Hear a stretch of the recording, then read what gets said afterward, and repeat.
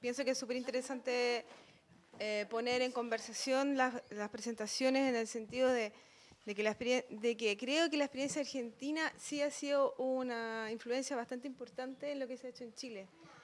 Creo que Londres 38 ha estado influenciado por ese trabajo también y también por una trayectoria chilena. O sea, no es... probablemente todos conocen el caso de Villa Grimaldi, el primer sitio recuperado en América Latina, y lo que se hizo en ese lugar, que fue todo lo contrario a lo que se hizo en el Atlético, y las decisiones que se tomaron tenían que ver con el contexto político del momento, donde todavía aparentemente, y esto habría que investigarlo más, lamentablemente no está Loreto, que hizo un estudio sobre eso. ¿Está Loreto? ¿Nos puede contar más sobre por qué? Porque tiene una tesis sobre por qué en Villa Grimaldi, a pesar de que habían sobrevivientes en la organización, se opta por una memorización cargada de simbolismo y no por el rescate arqueológico. Creo que en Londres 38 eso se trató de revertir y pienso que la presentación de Gloria de alguna manera escabulló un poco ese dilema. De mi previa experiencia como coordinadora de esa mesa que en algún momento nombró, donde se ponen de acuerdo diferentes actores del Estado y de la sociedad civil con respecto a qué hacer con la casa, previo a la entrega de la casa, ahí se toma como consenso el concepto de casa vacía, y yo pienso que ese concepto es muy central, no solamente en términos de esta tendencia más conservacionista que representacionista que mencionó Ana, sino que también permitió un consenso con el Estado. Yo creo que eso no sé si sea como que queda claro, pero yo en mi calidad de secretaria ejecutiva de esta mesa me tocaba conversar con todos los actores y tratar de hacer una mediación. Y me acuerdo muy bien la conversación con la encargada de la Comisión de Derechos Humanos de la Presidencia, que era la persona que estaba a cargo de tomar la decisión final. Le dije, mira, están pensando en la casa vacía. Y le cambió el rostro y dijo, así como... Realmente fue porque en el fondo lo que había muchas cosas en juego, el temor era que se transformara en una sede de movimientos sociales. Pero lo que nos contó Gloria, finalmente algo de eso igual terminó siendo, en el sentido de que hay un gran activismo alrededor de la casa, y un activismo que desborda por completo el periodo de la dictadura. Y ese era el peligro que se trataba de evitar y que realmente se revirtió como que se desafió. Entonces, y el concepto, bueno, el de la casa vacía tenía también como una marca también importante, porque era el único centro de la DINA que hoy día se conserva como tal en el país, y más encima fue el primer centro de la DINA como DINA, porque en Tejas Verde operó Manuel Contreras, pero todavía no era una organización con un decreto. Y creo que en ese periodo, donde hubo un periodo como unos 3 años, 4 años, en que se declara monumento histórico, se logra sacar a los agentes, a los dueños, a los ocupantes anteriores que estaban vinculados a la dictadura, y la casa pasa a la organización, deben pasar unos 3, 4 años, ¿no? Y ahí hay un ejercicio sobre la casa que me parece también súper interesante relevar, donde ellos ponen unas frases en los muros, y me acuerdo que la primera vez que yo entré me pareció muy impactante, y la primera frase era una pregunta que decía, ¿cómo llenar este vacío tan lleno de memorias? Y creo que esa es como una de las preguntas como más importantes que tienen los sitios, y creo que ahora la reformularon un poco, pero sigue estando ahí. También uno podía encontrar dibujos, eso en algún momento lo sacaron, dibujos de sesiones de tortura que de alguna manera marcaban los recintos dentro de la casa donde habían funcionado las torturas, los sacaron y solamente dejaron estas frases. Y pienso que también parte de la gestión ha sido dividir el espacio en dos, el espacio de los lugares represivos, que me parece que no están intervenidos para nada y que funcionan en las visitas guiadas como aquí ocurrieron tales hechos, y con los relatos y las preguntas del público, y otros lugares donde funcionaron oficinas de la DINA y donde no habría habido torturas, han sido ocupados como oficinas y han sido ocupados como salas de estos diálogos que hacen al final de las visitas, presentaciones de exposiciones temporales, etcétera. Entonces también pienso que se ha dado esta combinación de división del espacio según, aunque no creo que sea, por lo que yo he visto, no es tan estricta. También me parece súper importante relevar que el caso de Londres 38, o sea, cómo se configura el lugar a través de una serie de acciones que comienzan el año 2003 y donde la acción de colocar esta intervención en los adoquines es como un primer acto de apuesta por la ciudad, más que por la casa, que podrías después, no sé, en otro momento también contar más. Y el dilema que tuvieron con la fachada, aprovechando que aquí está Christian Matzner, que fue toda una polémica, porque como sale acá, usted tiene aquí una fotografía de la fachada de Londres 38, cuando fue declarada monumento histórico. El alcalde de la comuna presionaba porque se limpiara la fachada porque estaba muy rayada, era un sitio de conservación, todo el barrio era un sitio de conservación, y se presionó, y como en ese momento era monumento histórico y estaba en manos, ya había sido traspasada a bienes nacionales, se le aplicó una limpieza que borró todas las huellas de las protestas. Y ahí hubo, bueno, una pérdida enorme, bueno, ellos le llamaban ese segundo borramiento. Pero, o sea, esa vinculación de la casa con la ciudad pasaba por la fachada, y esa fachada fue un muro perdido después. Tengo como algunas preguntas más generales que creo que son importantes, que aparecen siempre en estos debates. ¿Cuáles son las relaciones entre los organismos de derechos humanos y los técnicos? Ahí se producen siempre es complejo. Aquí los arqueólogos en Chile han participado muy poco de la discusión, salvo en el patio 29, y cuando ya definitivamente hay una fosa con osamentas, y ahí entran los arqueólogos, pero entran en la parte de las osamentas, pero no han entrado en el rescate de vestigios materiales culturales. Creo que eso sería, o sea, es una cosa que podríamos ir avanzando acá en Chile, pienso que es muy valioso. En esta relación entre organismos técnicos y organizaciones también se cruza el tema del concurso público. ¿Qué hacer con estos lugares? Muchas veces se les dan las casas a las organizaciones de derechos humanos bajo un concepto de política de reparación, y las organizaciones terminan teniendo mucho poder sobre qué hacer con los lugares. Y eso de alguna manera está como choca un poco con la otra lógica del mundo de la arquitectura y del diseño, la de los concursos públicos, que de alguna manera se supone promueve un debate más amplio en la sociedad, y hay una tensión siempre presente y que creo que sería interesante de poder profundizar. Y también creo que es importante, y no se ha mencionado mucho para el caso chileno, que la declaratoria de monumento histórico tiene una doble función, que es la de proteger el inmueble, como indicaste tú frente a Sabat, que quería demoler el Estadio Nacional, se impidió la demolición. En el caso de Londres 38 también se impidió la demolición para construir estacionamiento, pero también le da una legitimidad. O sea, también es un respaldo, o sea, es un elemento más que en la disputa por la verdad se agrega reforzando esta otra verdad que fue por tanto tiempo ocultada, negada, etc. Eso. Más que comentar, voy a complementar, porque en realidad el proyecto que expuso Valentina es un proyecto que está acabado. Tú expusiste los diagnósticos, las estrategias, por lo tanto voy a tratar de complementar algunas singularidades que a mí me parece que tiene este lugar, que es un lugar muy complejo. En realidad no es una casa, no es un estadio, es un lugar que está vacío, es un lugar bastante desolado, representa la ausencia del Estado, la ausencia de cuerpo, la ausencia de nombre. Y por último, quiero expresar brevemente el proyecto que también hice con un equipo de arquitectos, que está en relación con la visión que yo tenía de la memoria que se debía transmitir en este lugar. para hacer también un punto de comparación con la propuesta que se mostró. Bueno, sí, en primer lugar que el patio tiene una singularidad que es el error de identidades.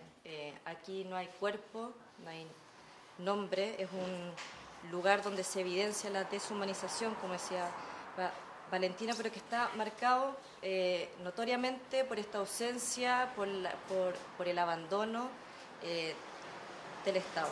Entonces, cuando sucede el error de identidades, que bueno, ustedes sabrán lo que sucedió, que en realidad casi la mitad de las personas que habían sido identificadas habían sido erróneamente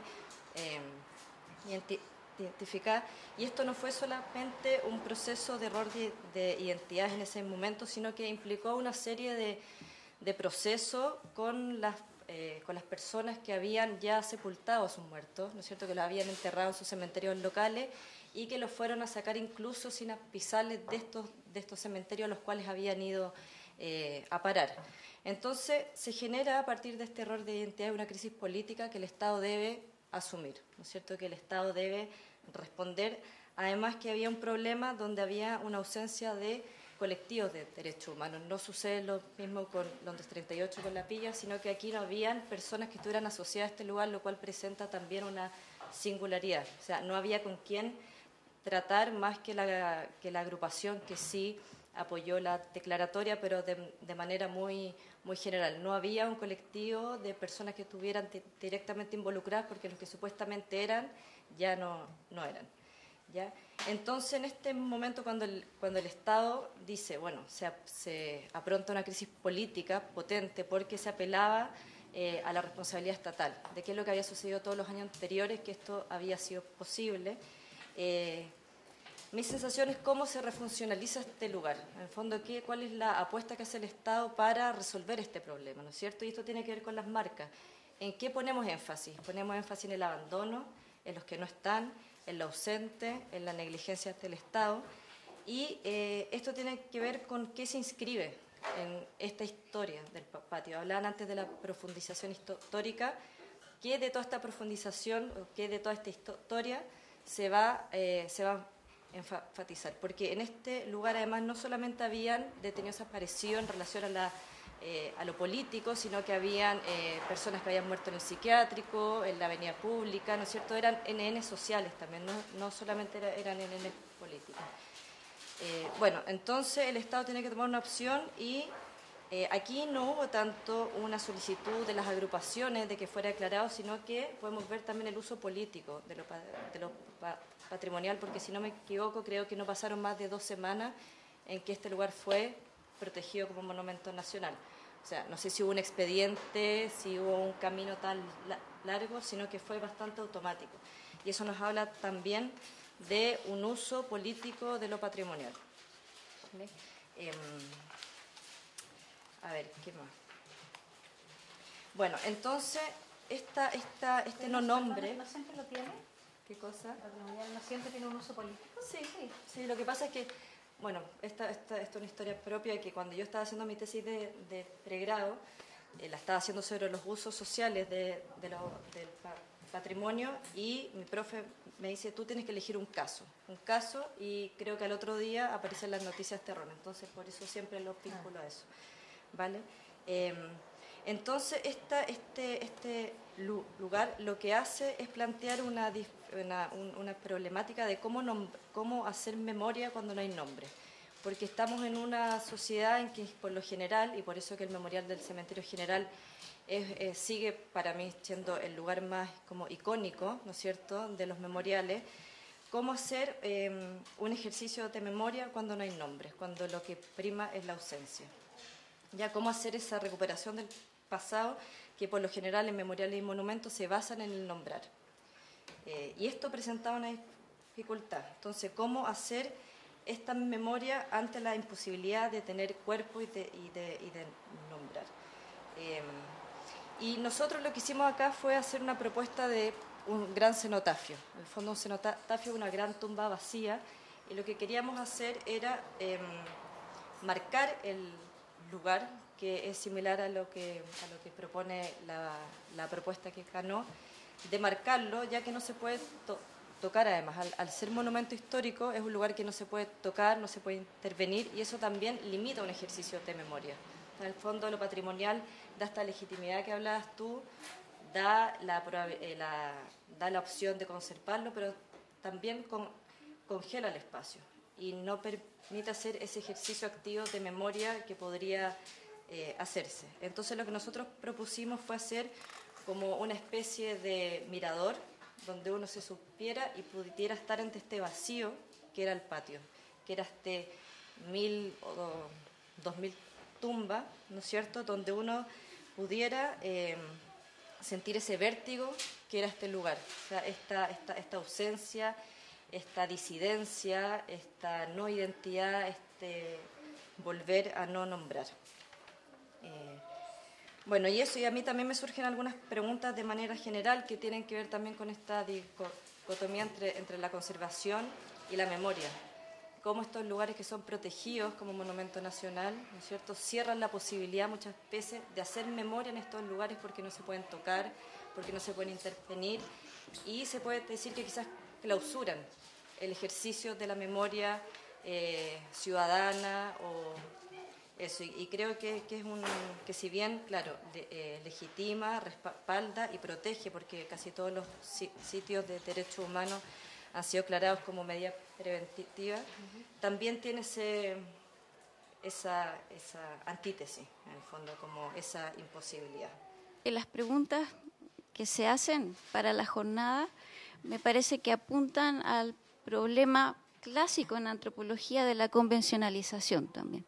En el fondo, cómo en este proceso, ¿no?, como lo marcaba Gloria de Londres 38, cómo estos espacios finalmente viven una suerte de proceso, pero en donde sin duda hay disputas, hay problemas políticos, pero culturalmente hablando, es decir, en aquel proceso en donde se piensa un público, ¿no? ¿Quiénes son los que van, como tú lo planteas en tu ponencia, ¿no? ¿Quiénes son en el proceso de decisión, ¿no? ¿Quiénes intervienen también? ¿Por qué hay una relación entre el resultado y quienes toman las decisiones? Me parece que ahí están en juego efectivamente no solamente elementos de memoria en sí mismo o de memoria entendido en el sentido más amplio de la palabra, sino que hay elementos culturales en el sentido justamente de zanjar, bueno, cómo se va a manipular la materialidad. Por ejemplo, tenemos que hay recurrencia, no solamente en el espacio, digamos, en la idea de museo, pero que también esta es una pregunta para ti, Ana. Se habla en un primer momento de museo, pero parece que esa palabra como que no está muy anclada en este proyecto, ¿no? Y pareciera preferirse la idea de espacio. Bueno, ¿por qué esa idea de espacio? ¿Por qué no la idea de lugar, por ejemplo? ¿No? Por otro lado está, bueno, en este proceso de convencionalización, en donde la materialidad entra a tener un lugar fundamental en términos de trayectoria, de la dualidad que tú planteas también, espacios que son supuestamente para el esparcimiento, ¿no? O en el siglo XIX dirían finalmente para tener un momento, ¿no?, de recreación y de paseo, ¿no? Bueno, ¿cómo eso se asocia a esta parte de, digamos, más en donde hay una restricción total también de la forma de comportamiento, ¿no?, de las personas que tú señalas, no simplemente la contemplación por sobre cualquier otra acción, ¿no?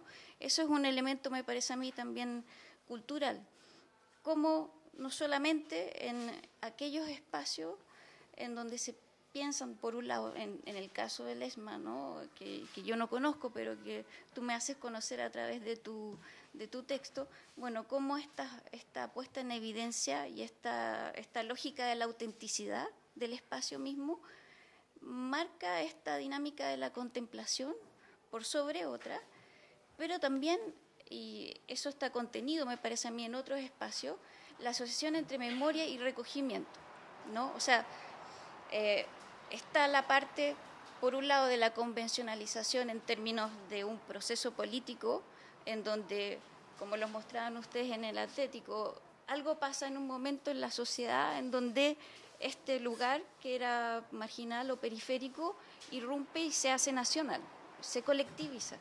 Y es justamente en esa colectivización, que quizás es algo que ha rechazado Londres 38, en esa colectivización en el sentido masivo, en donde hay un transar en la materialidad y en donde entran en juego elementos ya mucho más globales. Un lenguaje, por ejemplo, en donde está la idea de los fragmentos de memoria, la idea de lo colectivo marcado como pueblo o como elementos finalmente en donde estas marcas pasan a formar parte más bien de una puesta en escena, ¿no?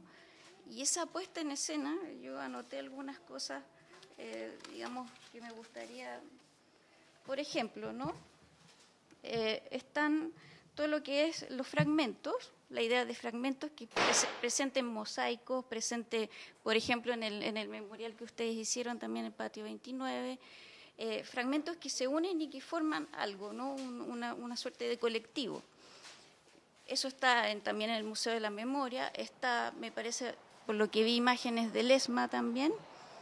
Por otro lado está la relación transparencia-opacidad, lo que se devela como marca, como auténtico, pero también siempre hay algo que se esconde, o siempre hay una puesta en escena que va a tapar, por ejemplo, los momentos o los espacios que conservan, por ejemplo, las salas de tortura o los lugares que son más conflictivos, de aquellos espacios ya en sí mismos heterogéneos y complejos. Por otro lado está la monumentalidad, sin duda, que también es algo que, o sea, los sitios devienen en gran medida parte de esta colectivización o de este proceso en términos de su monumentalidad. Y por otro lado está, yo creo, lo que trabaja de manera bastante bien Ana en términos de la presencia-ausencia, ¿no? En el fondo, cómo se combina esta parte de puesta en escena, lo que lleva implícito en el fondo, porque un proceso de convencionalización lo que hace es pensar lo visible en función también de lo no visible. Entonces, ¿cómo se superponen allí en ese proceso finalmente espacios mentales también, ¿no?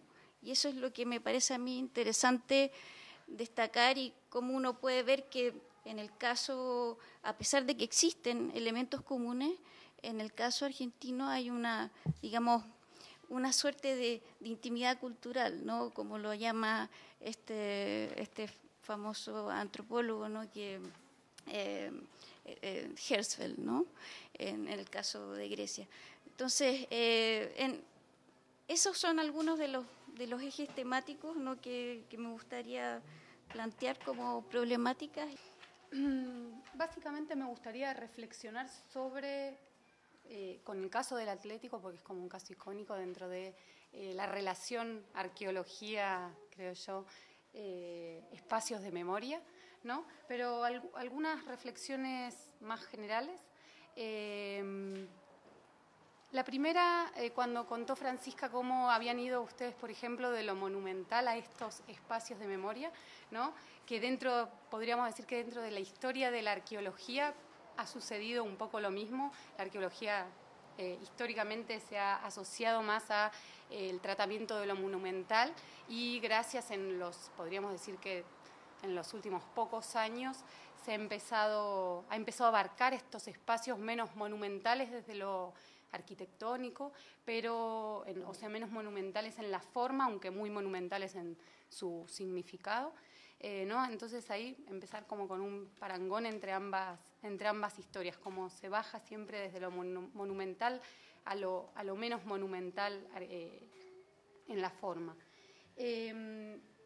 Segundo, rescatar la importancia, y en el caso del Atlético es, creo yo, uno de los casos más visibles, la importancia de la arqueología y del potencial que tiene la arqueología en estos casos, como una campana, una lectura que puede ser independiente, aunque también interdependiente. A veces la nombramos más como dos vías paralelas, ¿no? Con la historia oral, con los relatos orales, pero también interdependiente, y ahí está también un poco la reflexión sobre cuándo se le da esa interdependencia y cuándo se la hace caminar un poco más independientemente, que es una discusión que puede ser eterna y muy personal para cada uno, pero ¿qué se hace, digamos, con esa evidencia material, ¿no? Y la discusión está más que nada relacionada con, muchas veces, con que a veces viene a apoyar la historia oral, a veces es una campana independiente que no tiene ningún correlato directo con alguna historia oral, y a veces, y ahí es como lo más complejo, es cuando a veces parece contradecir esa historia. Algo habló Silvina en algún momento al principio, que nombró algo así, ¿no? Pues pensando un poco con las distintas preguntas que nombraba Francisca en directrices, con dos preguntas básicamente que me hizo, digamos, más ruido la relación que puede tener la arqueología: ¿qué y qué se decide conservar, crear, borrar? Y específicamente me quería detener brevemente en el borrar, que arqueológicamente lo podemos ver desde lo material, ¿no? Lo que se trata de tapar, y en el caso del Atlético es bien evidente, ¿no? Ponerle una buena cantidad de tierra encima, ¿no? Y una autopista de tierra y concreto encima, una plaza también. Se ve desde lo material, aunque de lo que no perder de vista que de lo que nos está hablando es de lo que hay detrás de eso material, no solamente el objeto en sí mismo, sino que lo que se trata de borrar es ese espacio o esos objetos materiales, pero que lo que en realidad se está pretendiendo borrar es toda una historia, no el objeto en sí mismo, porque el objeto en sí mismo puede ser una pelota de ping-pong, recuerdo aquel hallazgo, una pelota de ping-pong en otro contexto no dice nada, y en este contexto nos está hablando de muchísimas cosas por detrás.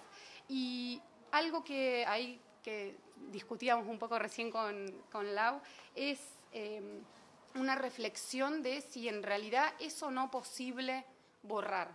Se puede borrar realmente, ¿no? Lo que no está, estuvo igual en algún momento, y si no está presente entero, puede estar presente su impronta, ¿no? El espacio también lo tratamos arqueológicamente y está, ¿no?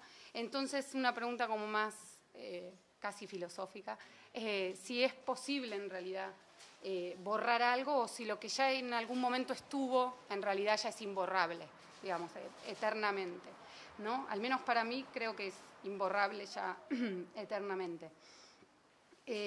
Y un caso, significativo ahí, además de lo que todavía está, que es la autopista, ¿no? La plaza, un caso icónico, por ejemplo, la huella del tabique, ¿no? Del tabique divisorio, ¿no? Eso sería como un ejemplo concreto en ese caso de lo que no está, pero está, ¿no? Y ahí entró como en un juego de un poco de palabras. Yendo después a cuáles fueron las opciones que se consideraron, de nuevo evidentes en el caso, por ejemplo, del Atlético, ¿no? Volviendo nuevamente a la autopista, a la plaza, ¿no? Que también nos lleva al tema más arqueológico también, y bien visible desde lo arqueológico, que es el tema de las capas, de estos distintos momentos, que también se podría relacionar con algo que nombró Cristian, de los lugares vivos, ¿no? En constante desarrollo, y de hasta dónde, algo que nombraron, por ejemplo, Gloria en Londres 38 también, hasta dónde, digamos, sacarle a esa cebolla las capas, ¿no? Hasta si parar en algún momento cronológico específico, si no. En el caso del Atlético, por ejemplo, si hubiera sido solo circunscripto al momento de la dictadura propiamente dicha, esa lápida que es tan, digamos, tan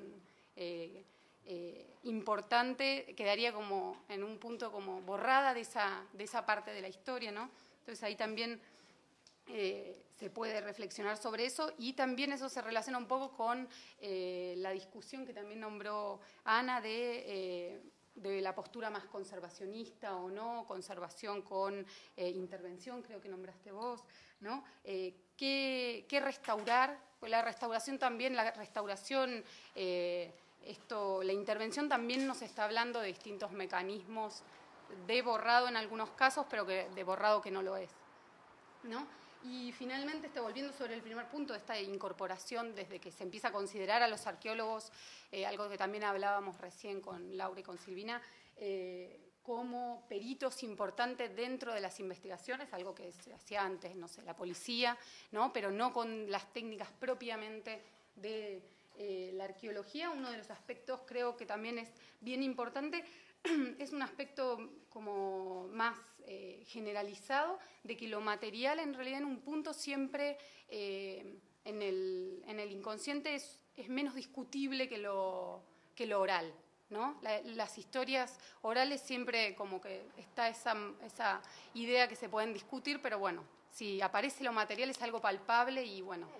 El positivismo que tenemos en el ADN. Sí, por eso, ¿no? Y ahí está una de la importancia, digamos, de la arqueología y las técnicas propias de la arqueología, que puede dar cuenta de esta historia material compleja de los memoriales, en donde creo que nada se borra ni se pierde, sino que está ahí siempre presente, o su impronta o lo material, y esperando en un punto como que lo dejemos hablar y que lo descubramos y que lo dejemos hablar. Algo, por ejemplo, relacionado con una frase, y ahí para cerrar, que Ana mostró que en el Olimpo ellos no se fueron, que dice, solo fueron postergados, ¿no? Está como ahí esperando, como postergados.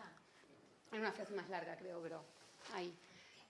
Y está ahí esperando a que hable nomás. O el ejemplo que daban ayer, ¿tú lo viste con la ESMA? Esto del unas maquinarias que permitía detectar los calores de los materiales. Sí. Es exactamente lo que tú estás diciendo. Está esperando ahí. Está esperando la técnica, el momento, la persona que lo muestra.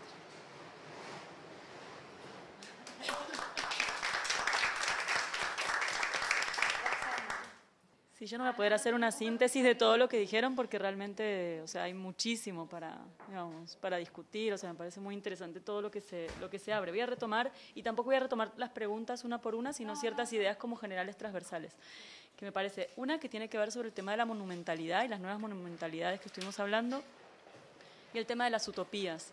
¿Y por qué estas dos palabritas, como para relacionar un par de cosas? Lo de la monumentalidad, porque me parece que de alguna manera hay una nueva monumentalidad que se está planteando, digamos, una nueva forma de hablar del pasado, nuevas formas de hablar sobre el Estado-Nación y sobre la nacionalidad.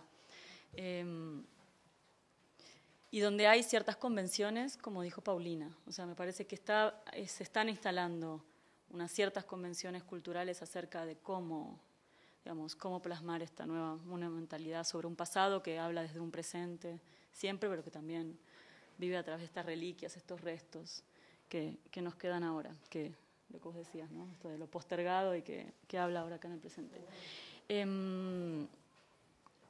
Me parece que ahí nosotros una vez con unas colegas acuñamos un término que era patrimonio hostil.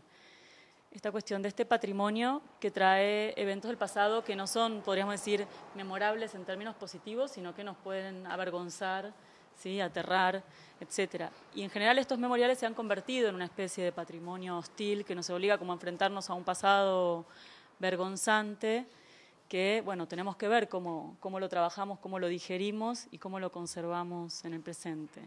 ¿Qué es lo que dice de nosotros? ¿Qué es lo que no queremos que diga de nosotros, etcétera? Y ahí me parece que después se relacionaba lo quería traer a colación esto para después relacionarlo con las utopías, y eso me lleva a pensar otras cosas que tienen que ver también con los regímenes de historicidad, cómo a través de estos memoriales se están construyendo distintos regímenes de historicidad. Y por otro lado, algo que planteaba Gloria, que a mí me pareció muy interesante, vinculándolo con esto de las utopías, que es esta relación entre estos memoriales que, digamos, son un producto de la democracia y de la doctrina de los derechos humanos, digamos, reciente, bueno, y cómo quedan ahí ancladas las utopías, porque en estos memoriales generalmente no se están dando cuenta de esas utopías, podríamos decir, históricas que tenían las organizaciones de los 70, ¿no? las utopías revolucionarias, etcétera, pero quedan de una manera muy estetizada, muy limitada, y de la que realmente se habla con muy poco conocimiento realmente de todas las discusiones políticas que había en esa época. De hecho, en el caso del Olimpo se hizo una vez un evento que a mí me llamó mucho la atención, donde se reivindicaba a todas las organizaciones armadas revolucionarias de la década de 70 y no se conocía cuáles eran sus proyectos políticos. O sea, sus proyectos políticos, utopías políticas no estaban expuestas. Entonces me parece que eso es importante para reflexionar qué es lo que estamos documentando, qué es lo que estamos historizando, porque eso no lo estamos ni documentando ni historizando, porque se dice que la violencia revolucionaria y los compañeros revolucionarios no pueden estar, expuestos ahí, porque eso es para la violencia del terrorismo de Estado. ¿sí? Pero bueno, repensar la violencia política de los 70 es ir mucho más allá de la violencia, digamos, únicamente del Estado. Y por otro lado, con respecto a las utopías, bueno, la única utopía que podemos tener es la utopía democrática, o sea, ¿qué lugar queda para esta violencia fundacional, podríamos decir, ¿sí? Para lo que es la transformación, etcétera? ¿Cómo se la piensa, digamos? Es una utopía también, de alguna manera, convencional, esa, que ha dejado por fuera otras convenciones. Y en ese sentido me parece que los derechos humanos, estos sitios también en torno a los derechos humanos, ocluyen muchas veces la violencia institucional, gubernamental, presente, ¿sí? Es decir, en el caso de ustedes de Londres 38 traían, ¿no?, a este desaparecido de democracia. Bueno, en los sitios se ha discutido muchísimo eso en los sitios en Argentina, por ejemplo, qué pasaba con los desaparecidos en democracia, pero hasta ahora el único que se ha reivindicado es a Julio López, que en realidad es un redesaparecido, 2 veces desaparecido, pero que era testimoniante en los juicios. Pero, digamos, hay otros desaparecidos en democracia que no tienen nada que ver, digamos, no son víctimas del terrorismo de Estado, podríamos decir, dictatorial de la Argentina, que son víctimas del Estado, pero del Estado democrático, ¿sí? Y que no habían sido víctimas antes. Bueno, ¿qué pasa con esos desaparecidos? ¿Hablamos de esos desaparecidos en los sitios de memoria argentinos? Poco, la verdad. Y de la violencia institucional presente se habla poco, ¿sí? Entonces, me parece que ahí se están construyendo regímenes de historicidad diferentes, y cuando hablamos de la versión oficial y eso, bueno, ¿qué estamos ocluyendo y qué estamos trayendo a la luz? Esta cuestión de la ausencia, de la presencia, ¿no? De, bueno, ¿qué traemos y también qué ocluimos? Nosotros también no solo estamos trayendo a la luz, sino que también estamos a veces tapando cosas y desde un presente y en un presente y a futuro también. Entonces, como eso amerita una reflexión también para quienes hemos trabajamos o discutimos sobre estos memoriales, ¿no? Y después, bueno, no sé si contestar, pero con la cuestión de museo, espacio, lugar, eso fueron discusiones muy grandes, que aparte es gracioso porque son circulares, porque al principio los organismos estaban completamente en contra de que acá se construyeran museos, porque había una idea del museo decimonónico, ¿no? Hablando esto de los monumentos y la nueva monumentalidad, ¿no? Se creía que el monumento, el museo, etcétera, era el museo decimonónico, que iba a congelar una memoria, una historia, etcétera. Entonces se pensó en el término de espacio para la memoria como un espacio donde ocurren muchas cosas, se construyen relatos en debate, dinámicos, etcétera. Pero después, hoy en día, se está haciendo un museo de la memoria, y ese museo de la memoria que se está haciendo en la ESMA es a puerta cerrada. Se cerró todo tipo de debate, ni siquiera algunos sobrevivientes pueden participar porque tienen una visión distinta, porque creen que no hay que modificar nada, y hoy eso está completamente a puerta cerrada. Entonces también, cuando vos hablabas de las prácticas de derechos humanos, bueno, más allá de los derechos humanos como doctrina, ¿cómo son como práctica? Es decir, ¿cómo lo estamos practicando? Si la gente queda fuera del debate, si la gente del común nunca participa de esto, no participa de las discusiones, si los propios sobrevivientes están quedando fuera de esas discusiones, bueno, ¿cómo estamos practicando los derechos humanos? ¿Cómo estamos practicando la democracia, digamos, más que los derechos humanos? Entonces, bueno, parecía como para repensar desde hoy qué se está haciendo en estos sitios y estas nuevas monumentalidades.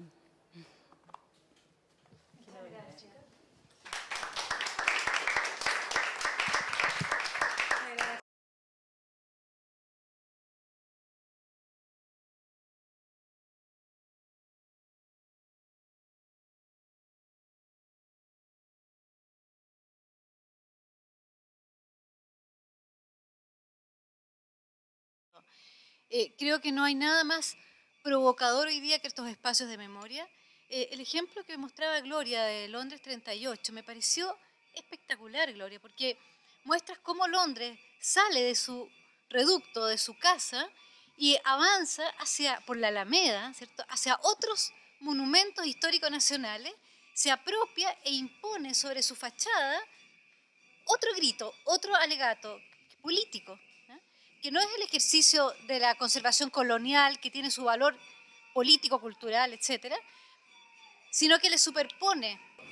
Cuando los memoriales empiezan a superponerse capas de reclamos, capas de reivindicación, capas de memoria, es porque hay una fuerza, que han adquirido una fuerza que no estaba presente. Y yo creo que ahí gana la Iglesia de San Francisco, con lo que ustedes hacen, gana la moneda, por cierto que gana, es que se ha transformado en un espacio vacío la moneda y ustedes lo rayan. Gana la Universidad de Chile, que ya es, hace mucho tiempo, que es una capa, ¿cierto?, de alegatos históricos y políticos. Creo que no cabe duda de que es un ejercicio que viene a increpar y a corcoviar el ejercicio de una memoria patrimonializante fijadora. Y nos obliga además a pensar también desde códigos de totalidad del país, de sociedad, de política y de urbanidad. Estos memoriales nos hacen más evidente que estamos frente a un hecho social total, como diría Marcel Mauss, ¿no? Rompen con paradigmas que se nos habían ido instalando peligrosamente. Y en eso los argentinos creo que llevan más camino recorrido con nosotros, pero ejercicios como los de Londres me parece que son para celebrarlo.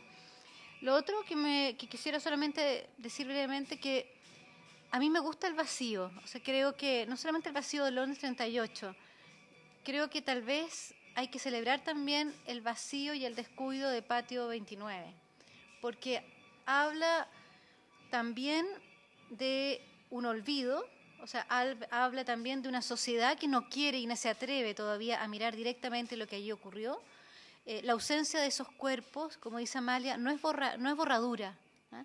Que esos cuerpos no estén ahí y que sin embargo tengamos hoy día una botella de Coca-Cola o una botella de bebida abandonada ahí y de detergentes y cosas de basura sobre el Patio 29, en contraste con este borde, me parece que es un maravilloso y terrorífico espejo de lo que es este país también en su relación con los hechos ocurridos durante la dictadura. Entonces me parece más prudente incluso esta austeridad. En un minuto creo que Ana habla de la austeridad, no sé cómo le llamaste. Alguno de ustedes hablaba o tal vez Cristian, de no llenar de cosas, no apurar la respuesta. Y para mí Patio 29, ayer recorriéndolo de nuevo con ustedes, uno mira desde lejos cuando lleva visitas, ¿no? Me quedó claro que todavía es un intento poco burdo, un intento tímido de mirar algo que no queremos mirar, ¿no? Y celebro también lo de Londres 68, que permite también decir, aquí hay un proceso que tenemos que construir todavía. Y yo creo que ese es el mejor ejercicio político, antes de apurar y rellenar, ¿no? De rellenar de elementos que todavía no nos podemos hacer cargo, ni siquiera podemos significar.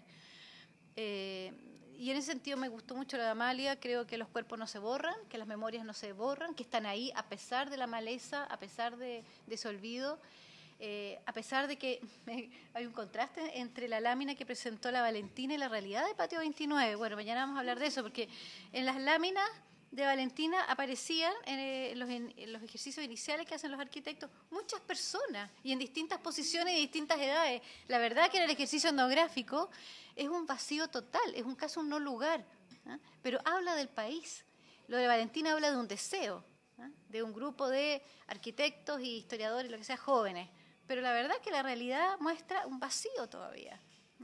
Me acuerdo de los primeros ejercicios etnográficos que hacíamos en Londres 68, una de las advertencias es que para el día del Patrimonio la gente entraba y decía aquí no hay nada más y se iban, ¿no? Pero bien, eso es provocar, o sea, eso es molestar y eso hay que hacer. O sea, tenemos mucho camino que recorrer. Bueno, pero les agradezco nuevamente el esfuerzo de todos, de todas y de todo, pero de todos. Pero está bien también que nosotros reinvirtamos, ¿eh? O sea, invirtamos los papeles. Normalmente estamos acá afuera de público. Pero bueno, muchas gracias a ti, Cristian, y a cada una de ustedes. Muchas gracias a todas y a todos.